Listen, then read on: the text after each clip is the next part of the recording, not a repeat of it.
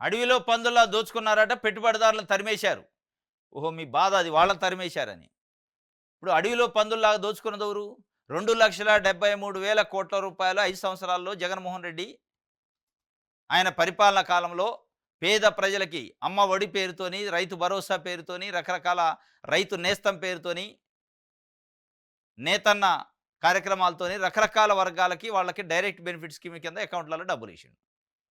అది మీకు దోచుకోవటం కింద కనపడుతుంది. ఇది అడవి పందుల్లా దోచుకున్నారు, పారిశ్రామికవేత్తలు నాకు గావాల్సిన వాళ్ళని తరిమేశారు అని. ఇయాల మీరొచ్చారు.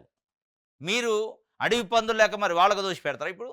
అంటే పేద ప్రజలకి, ఈ రాష్ట్రానికి సంబంధించిన ప్రజలకి ఒక 2,73,00,00,000 సంపదని, ప్రభుత్వ సంపదని పంచితే అది దోచుకున్నట్టు మీరు అంటుంటే, మరి ఇయాల మీరు తీసుకొచ్చే సూట్లు, బూట్లేసుకున్నోళ్ళకి వందల వేల ఎకరాల ప్రభుత్వ భూములు, రాయితీలు, కరెంటు బిల్లులు రాయితీ, వాటర్ రాయితీ అన్నీ ఇస్తున్నారు కదా!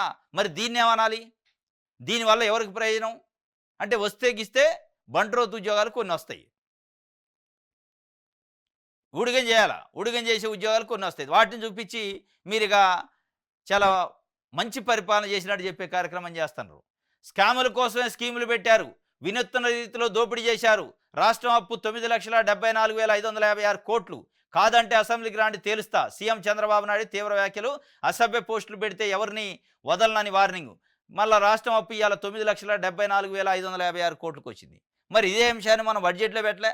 6,46,46 లక్షల కోట్లని, 6,46,000 పెట్టారు.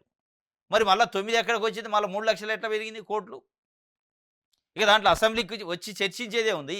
మీరు పెట్టిన బడ్జెట్ ప్రపోజల్లో స్పష్టంగా చెప్పారు కదా, 6,46,000 అప్పు జరిగింది ఇప్పటివరకు రాష్ట్ర ప్రభుత్వానికి అని. మరి 9,74,000 అయింది. మళ్ళీ దీంట్లో అసెంబ్లీలో మాట్లాడేది ఉంది. ఇది ఎక్కడి నుంచి వచ్చింది ఫిగరు? మీరు ఎక్కడా కూడా రాబందుల లెక్క లేకపోతే అడవి పందుల లెక్క దోచుకున్నారంటున్నారు కానీ, ప్రజలకి గడిచిన 5 సంవత్సరాలు ఇచ్చిన స్కీముల గురించి మాట్లాడలే. ఆ స్కీములు నేను ఎగబెడతానా అనే దాని గురించి మాట్లాడలే. అది మీరు మీరు చెప్తున్న తల్లికి వందనం కావచ్చు, లేకపోతే రైతు భరోసా కావచ్చు, ఇట్లాంటి విషయాలను ఎందుకు ఎగనాం పెడతారు? మీరు నిజంగానే వాళ్ళేం దోచుకున్నారు అంటున్నారు కదా, వాళ్ళేం మేము పంపిణీ చేసినాం ప్రజలకి, అది దోచుకోవటం అనరు. కానీ మీరు ఇవాళ పంపిణీ చేయకుండా ఆపుతున్నారు కదా, ఆపి మరి మీరెవరికి దోచి పెడతారు అనేది ఇవాళ ప్రజలు మాట్లాడుకుంటున్నారు. ఇది ఒక వార్త. బాలయ్య కట్ట పద్మభూషణ ఖరారైందట. కూటమి ప్రభుత్వం నామినేట్ చేసినట్టు ఊహాగానాలు. గత నెలలోనే కేంద్రానికి సమాచారం పంపారని వదంతులు. బాలకృష్ణ కట్ట పద్మ విభూషణ్ అట. రామోజీరావుకి భారతరత్న అన్న ఆశ్చర్యం లేదు. రామోజీరావు గారికి భారతరత్న ఇవ్వాలి అని సిఫార్సు చేసినా ఆశ్చర్యం లేదు.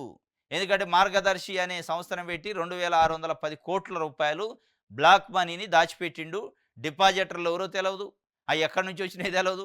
తెలవని పరిస్థితుల్లో ఈరోజు కూడా హైకోర్టుకి పెన్ డ్రైవ్ లేని పరిస్థితుల్లో మార్గదర్శి ఫౌండరు రామోజీరావు గారు.